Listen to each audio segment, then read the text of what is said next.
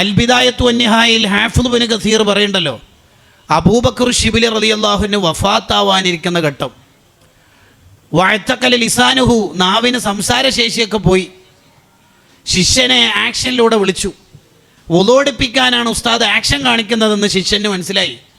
അങ്ങനെ മുങ്കൈ കഴുകി വായിൽ വെള്ളം കൊപ്പിളിച്ച് തുപ്പി മുഖം കഴുകി കൈ കഴുകാനിരിക്കുമ്പോൾ ഉസ്താദിന് എന്തോ ഒരു അസ്വസ്ഥത. എന്താ അസ്വസ്ഥത?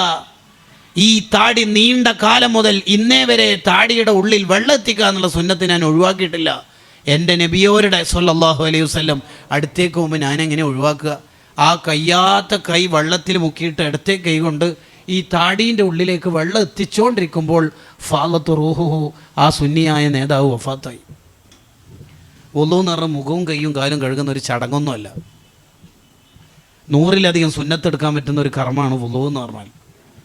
കൈകാലുകൾ വെളുത്തവരെ ഹൗലുൽ കൗസറിൻ്റെ അടുത്ത് കാത്തിരിക്കും. അപ്പോൾ മുഖവും കൈയും കാലൊക്കെ നീട്ടി കഴുകണം.